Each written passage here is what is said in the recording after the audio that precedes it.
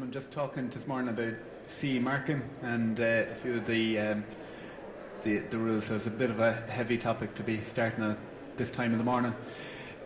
Basically, we have a couple of rules for CE marking. Essentially, we have our product and our manufacturer, and between getting our product out to the end user, the consumer, we have a couple of little rules that we need to apply. The main principle for CE marking is that the manufacturer is responsible for the safety of his product. We have regulations. People might ask why we have regulations. Essentially, the reasons we need to regulate is to ensure the entitlement of a safe and proper operation of products placed in the market, basically to consumers and to workers. It also protects the electromagnetic spectrum, so to ensure that emissions from products are below certain levels, that people's TV and radios are not being affected. Basically, this is the CE mark that we end up putting on our product, and there's a bit of a process to putting this logo onto your product. Basically, the European Union many years ago developed CE marking to harmonise product safety and health concerns in order to promote trade within the EU. Before CE marking, manufacturers had to comply with multiple, often inconsistent national product compliance systems.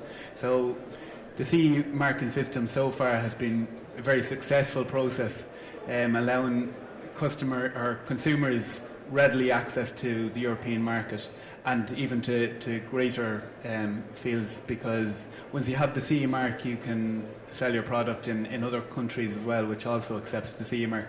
So as well as freedom within the European Union, you also have freedom in a lot of the likes of the Australia, New Zealand, Canada also accepts the CE mark, so it has an even wider range. And prior to a long time ago, maybe past, it was over 20 years ago, every country, if you had a telecoms engineer, if you were making a phone here in Ireland, you'd have to test it here in Ireland, and you'd have to test it in the UK and France and Spain. So the CE mark allows, once you test it in one country, you're able to travel within the EU member states. So basically there's a new approach which has made it CE marking a little bit more easy. And the new approach is basically, before the days of the new approach, the older approach used to contain highly technical directives, which made it difficult for a lot of companies to CE mark. And the new approach directives didn't contain as much technical data. So what they do is they have standards, separate standards as well. So the new approach basically leaves the detailed technical data and specifications to be developed by private standards organisations, including CEN, CENELEC, ETSI, which you've probably heard. So the likes of Ireland now would meet through NSEI, and there'd be a committee there, a technical committee on different standards, and they would meet, and each member state would have their own say in developing standards, and then they would meet in Europe, and these organisations would be able to organise. So each member state would have a say and would have voting rights on the implementation of standards. So basically the implications, manufacturers, this is what you have to do basically, the implications for manufacturers. The manufacturers, you might have to alter a product's design, performance, materials, labelling, documentation, the manufacturing process, and packaging. So basically the responsibilities, people often ask, where does the responsibilities lie? Essentially the manufacturer most of the time takes responsibility for CE marking. And under EU law, the company that places a product on the market or into service is basically responsible for the CE marking. So it doesn't necessarily always have to be the manufacturer, but whoever is putting that product on the market or into service. So even a company that is bringing something in, let's say from the States, they might need to ensure that product itself is CE marked. So they might have to do certain CE testing on that. Even though they're not selling the product, they're putting the product into situ in a European country, they'll have to CE mark as well. So this may be the manufacturer, maybe the distributor, maybe an agent or a representative, etc. But in most cases, the manufacturer is ultimately responsible for CE marking. So anyone that's manufacturing a product effectively it's very hard to sell the product without getting some sort of CE marking carried out. And the CE enforcement, basically it's enforced at a national level. So here in Ireland we've Comreg, who essentially would do an awful lot of market surveillance on products to ensure that products are CE marked. It's enforced by customs officials. There's been cases where products have come in from China and they've been stopped at customs until the proper documentation, test certificates, things like that are found. There a couple of years ago, just before Christmas, I think it was last Christmas, hoverboards were the big thing. It was nearly next to impossible to get a hoverboard into the country, and we had many companies ringing us asking, in the 12th of December to test a new hoverboard that was being imported into the country. So every year there's something. Phone charges tends to be ones as well coming in from these countries as well. So so there is enforcement there from customs, and then again like market surveillance via the likes of Comreg or Ofcom in the UK. So effectively, non-compliant products, they may be pulled out of service and permanently banned from European markets. So if you don't have your CE mark, it's been seen where even Comreg themselves have gone into shops and can pull a certain product from the shelf and get companies to test it, and if they're not compliant, they're just taken off the shelves completely. Sorry, I'm pressed. So manufacturers and suppliers violating the CE mark, and they can be imposed with fines, and as well as bondage fees, like if they have products in customs and stuff like that. So basically the CE marking process, there's a number of steps, 10 steps here. The first one you have to do is identify the applicable directive that applies to your product. You assess your product to the essential requirements of that directive. You choose the appropriate conformity assessment module for that. If required for particular products, you might need to go through a selected notified body. You apply the relevant product standards. If necessary, conduct any required testing. You submit all the necessary documentation. In some cases, you'll need to appoint an authorised representative, depending on the country that you're putting that product into service. Address the European recycling and disposition requirements, and finally after that you can affix your CE mark and logo. The other thing you have to be aware of, that some products, multiple directives will apply to that particular product, so it's something to be aware of.